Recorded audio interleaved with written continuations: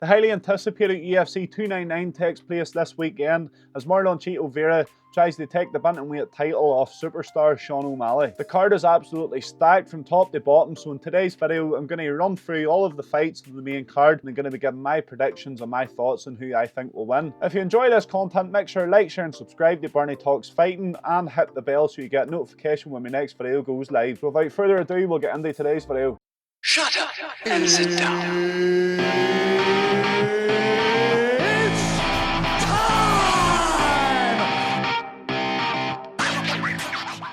So starting off with the main event, we've got the rematch between Chito Vera and Sean O'Malley. Last time out, Chito Vera handed Sean O'Malley his only defeat so far throughout his career. Of course, it was pretty controversial.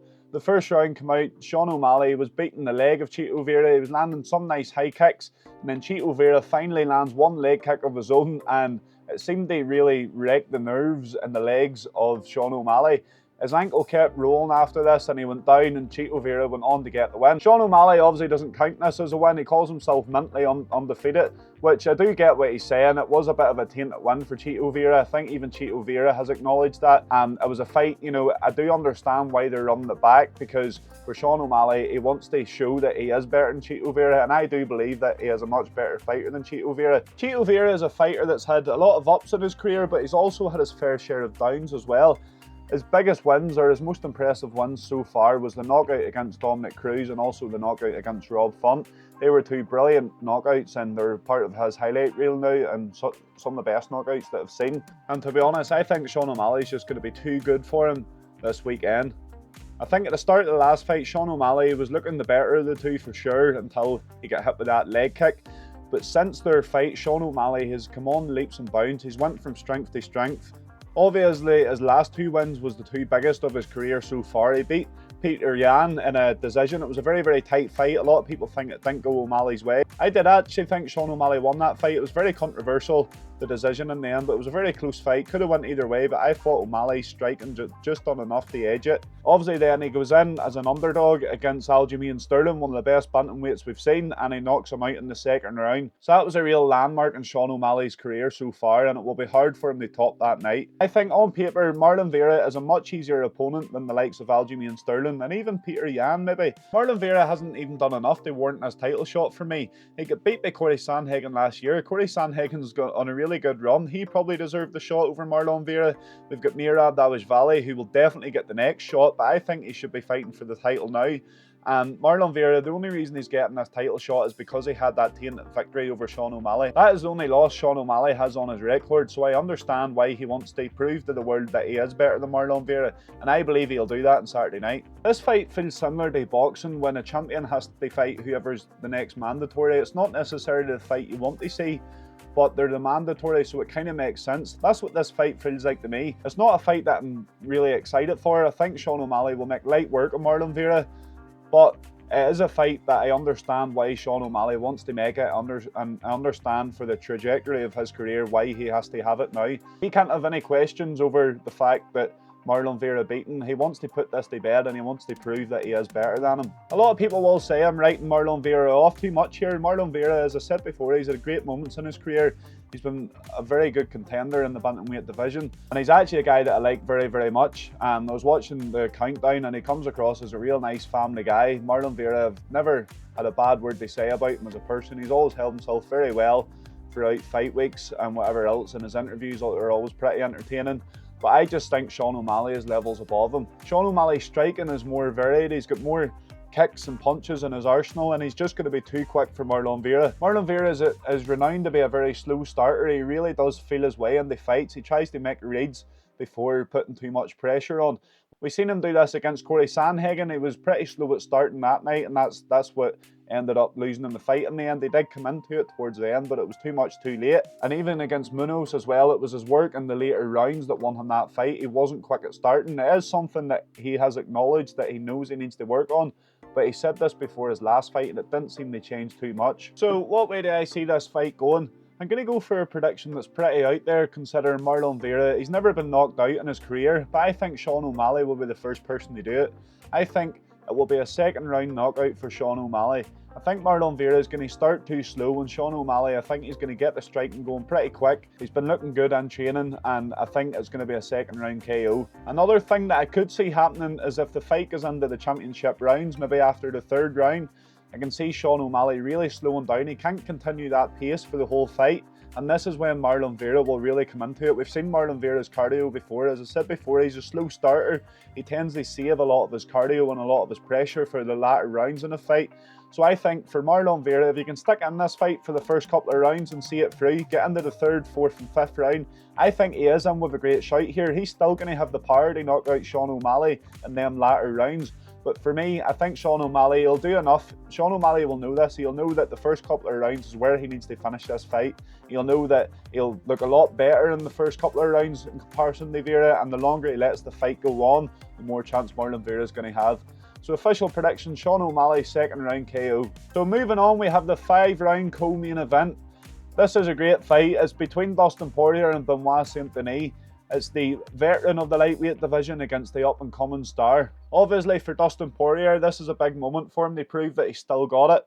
This is him, he's coming off the head kick loss against Justin Gaethje. It was a pretty brutal knockout that. So it'll be interesting to see how he bounces back. This is Dustin Poirier's chance to show that he's still at the top of the lightweight division. Fair play to Dustin for taking this fight, because we've seen in the lightweight division it's been as if there's been a wee mountain peak and all of the same guys has been fighting each other. You know, the Chandler, the Gaethje, Oliveira, and Dustin Poirier himself. So fair play to Dustin Poirier for taking on this new prospect. Dustin Poirier is a bit of a stud. It's no surprise that he's took this fight, but it's good to see the veterans in the lightweight division, or the ones that's been the contenders and competing for the title over the past 5 years. It's good to see them now fighting the up and coming guys, and we see this as well between Oliveira and Arman Tsarukyan as well. This is another one where it's an up and coming star fighting one of the sort of vets of the division, or someone that's becoming a veteran of the division. For Benoit Saint-Denis, he is an absolute killer. He's 13-1 in his professional MMA career.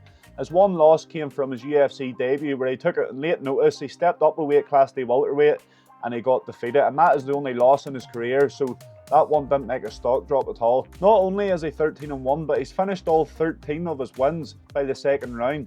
Benoit Saint-Denis is a finisher. He goes out for the kill. He goes out to take people's heads off. He's not happy with the decision win. 13 finishes out of 13 wins, that's an incredible stat, and he's never seen the third round apart from his one loss in the welterweight division. This is a credit to Benoit Saint-Denis, and I think there's quite a lot of people that's actually overlooking him for this weekend.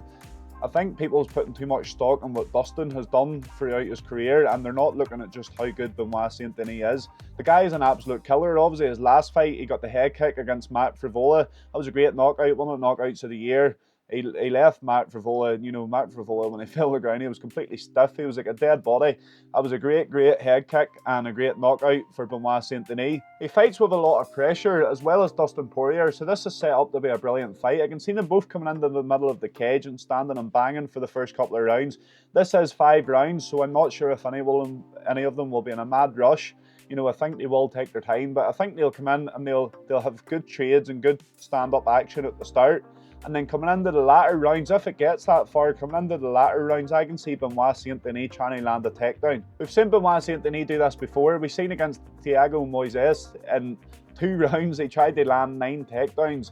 5 of them was successful, and that was only in 2 rounds. Dustin Poirier's jiu-jitsu is very, very good. He's a black belt, obviously, but his wrestling, I don't know if his wrestling will be as good as what Benoit Saint-Denis is. I can see Benoit Saint-Denis taking him down, pressuring up against the cage, and maybe landing a couple of ground and pound strikes. For Dustin Poirier, I would like to see him fighting on the inside as much as possible in this fight. He is slightly smaller than Benoit Saint-Denis, and Dustin Poirier, he's one of the greatest boxers that we've seen in the UFC. His close range boxing, his hands are like dynamite at times. He's really, really hard hitting. He's really good in them close ranges where he's throwing the hooks and the uppercuts. So I would like to see Dustin Poirier taking advantage of that. I would like to see him trying to close the distance with Benoit Saint-Denis, and I think that's where he'll do his best work in this fight. So my official prediction for the co-main event, I'm going to go for a Benoit Saint-Denis TKO, and I think it will be in round 4 or round 5. As I said, I think he'll stand and trade for the first few rounds, and I think it's going to be a bit of a bloodbath. I think it'll be a great fight, but coming into the latter rounds, this will be Benoit Saint-Denis' first time in the championship rounds, of course. It's not a championship fight, but in the championship rounds,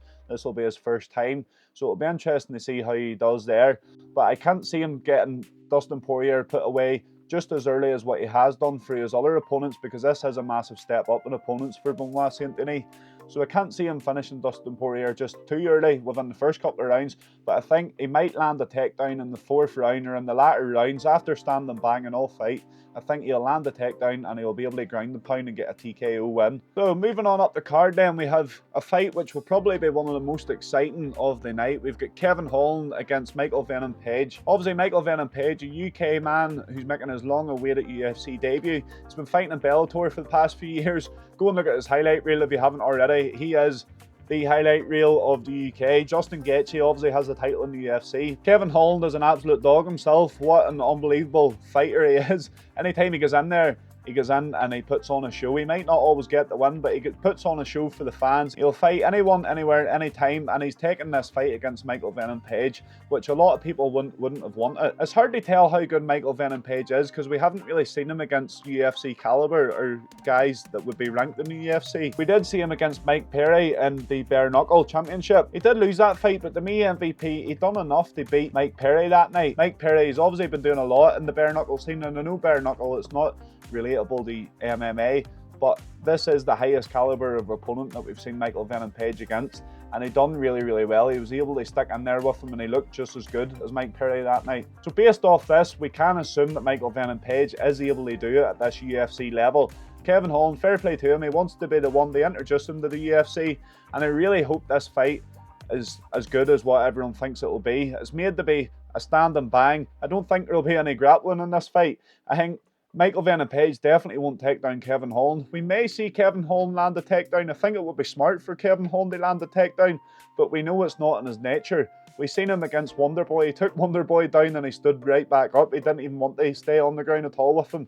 That's the sort of fighter Kevin Holland is. He's very exciting, but it would be smart for him to try and grapple at some point throughout this fight and really test the MVP's grappling skills. So my official prediction for this fight is a Michael Venom Page 3rd round knockout. I really hope this is the case because I think it would be massive for UK MMA.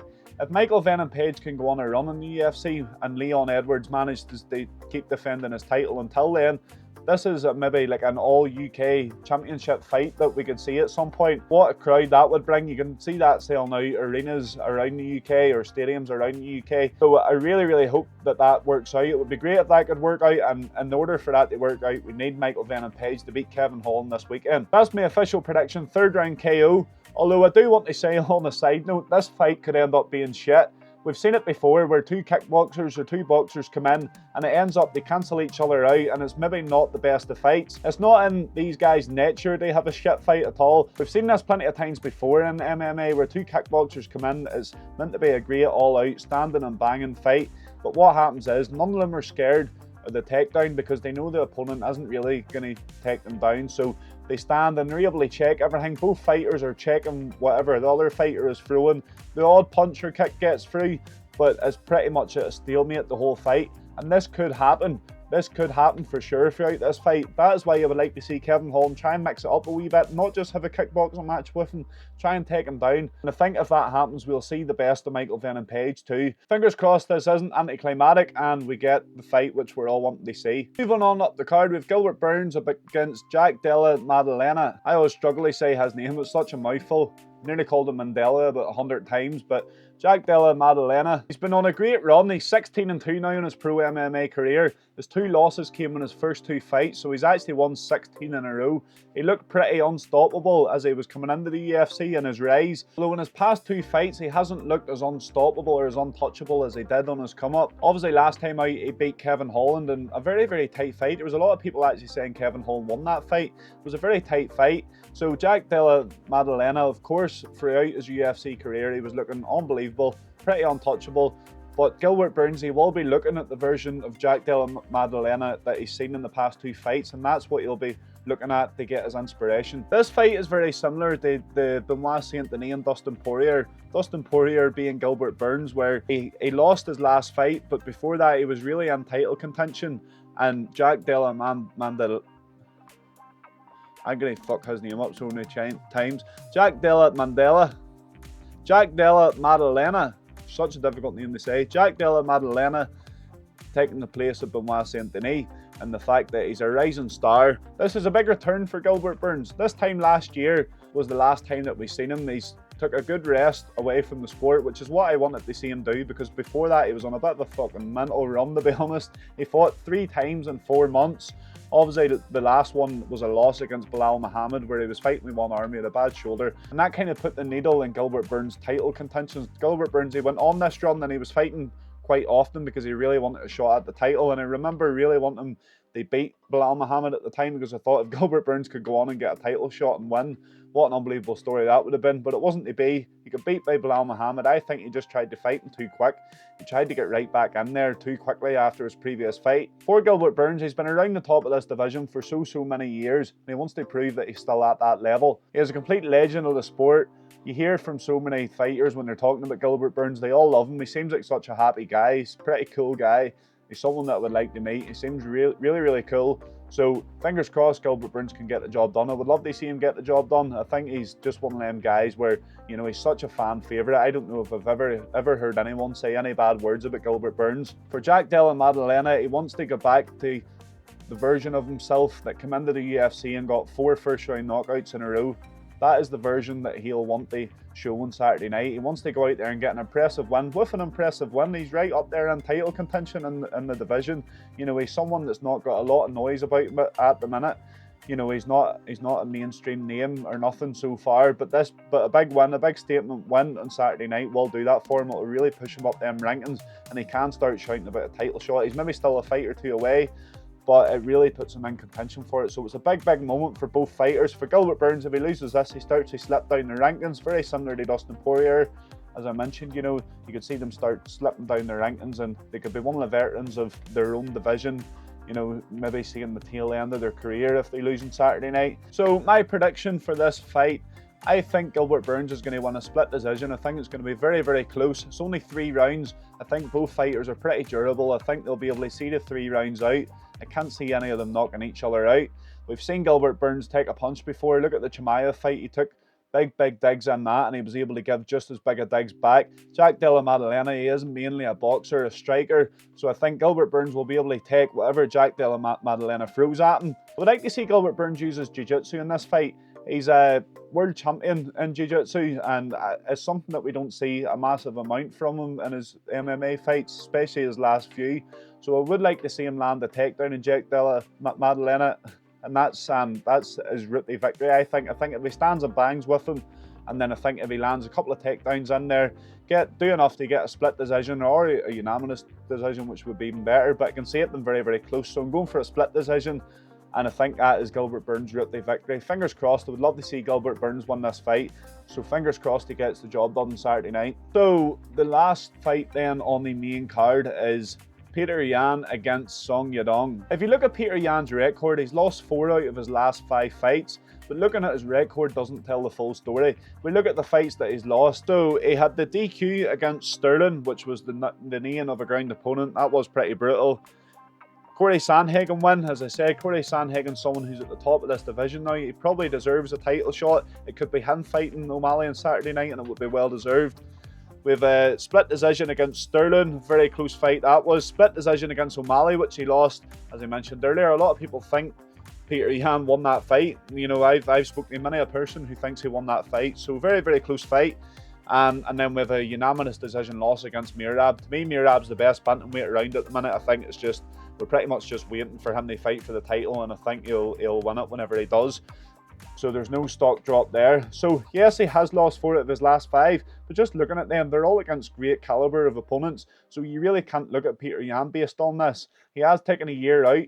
He's fully refreshed, fully fit and ready to go again. Song Yadong, he's looked very good in his last 2 fights. It's probably been the best 2 fights of his UFC career so far. Obviously he beat Chris Gutierrez in a unanimous decision. Comfortable one that was. He showed great striking in that match, and he also beat Ricky Simon. He got a round 5 knockout in that fight. So his past 2 fights has been 2 of his best in his UFC career so far. My official prediction for this fight is a Peter Yan decision. I think it'll be a unanimous decision. I can't see any of these fighters knocking each other out. They're both pretty durable. They'll both stand and they'll box, but I think Peter Yan, he's a better boxer on the inside, so I can see him boxing on the inside, and I can also see him showing his great wrestling. His wrestling, which he showed against O'Malley. You know, I think O'Malley and Song Yadong, they're both rangier fighters, and I think Peter Yan will be able to take him down and do what he done to O'Malley, but I think he'll be more dominant, and I think he will get the win this time. It would be nice to see Peter Yan get a win again. As I said earlier on, you know, he's lost 4 out of his last 5, which can be quite demeaning for a fighter, and when you look at it on paper, that is pretty shit. It's a pretty bad record for his last 5 fights, but when you look at the way them fight wins, he's been so unlucky, and against the caliber of fighters that he was coming up against as well, you know, so it's no shame for Peter Yan. I would love to see him get back in the win column this one. So my official prediction is a Peter Yan unanimous decision. So obviously that's all the main card fights done. There's a fight in the prelims which I would like to touch on, and it's Almeida against Curtis Blades. This is a heavyweight matchup. Almeida has looked very good. He's an up-and-coming star in the heavyweight division. Curtis Blades obviously is another guy who's been about the division for quite a few years now. One of the better, he's always been a top 5 heavyweight in my opinion, so this is a great matchup. The reason I wanted to touch on it in this video is because I would like to see the winner of this fight in Tom Aspinall. Tom Aspinall's obviously waiting for John Jones, which I don't think he'll ever get the fight. It's the fight that needs to happen, but I don't think he'll get it. So the one that makes sense the most is the winner of Almeida against Blades. Tom Aspinall, he's got unfinished business against Blades. It's his only defeat. Wasn't really a defeat, his knee busted out pretty early on, but Tom Aspinall and Curtis Blades both know they have unfinished business against each other, so this is a fight I can see them making. If Almeida wins, he's obviously a Brazilian, so something I would love to see. Tom Aspinall against Almeida for Tom Aspinall's interim heavyweight championship belt at UFC 301 in Brazil. What a fight that would be. Obviously it's one that would be a great matchup. Almeida last time out, he took down Derek Lewis and he was able to maul him. You know, he lay on top of him for the full fight pretty much. Wasn't the most exciting fight, but he got the job done. Curtis Blades wasn't able to land takedowns on Derek Lewis. So I think Curtis Blades will be trying to use his striking in this fight as much as possible. He is a brilliant wrestler, but Almeida, you know, based off what we've seen against Derek Lewis, Almeida made it look a lot easier than what Curtis Blades did to take him down. So I'm not sure if Curtis Blades will be looking to grapple too much with Almeida. He might stand and he'll bang. It's a heavyweight matchup. They could finish at any time. All it takes is one punch. What a great matchup it'll be. So that's another one for us to enjoy on Saturday night. I could go on to every fight on the prelims and give my predictions for this. What a great card it is, but I'm not going to. I want to keep the video short and sweet. Thank you for sticking around to the end of this video, and make sure if you enjoyed it to like, share and subscribe to Bernie Talks Fighting. Also hit the bell so you get a notification when my next video goes live. Let me know who you have for the main event this weekend. Do you think Chito Vera will become the new bantamweight champion, or do you think Sean O'Malley? Do you agree with me? Do you think Sean O'Malley's just got too much in the locker? Do you think he's too good for Vera? Drop your predictions down below and let me know what you think. And make sure and check back the channel on Monday as well, where I'll be doing a review of the whole card. Fingers crossed I come on and I say it's a great card. I really hope this lives up to the expectation. We've seen it before. We've seen the Toronto card was a bit shit. The last card was very good, the Bolt card. But fingers crossed this card lives up to the expectation, and they're all absolute bangers in the way they're scheduled to be and the way they're meant to be. Enjoy the fights this weekend, and I will see you in the next video.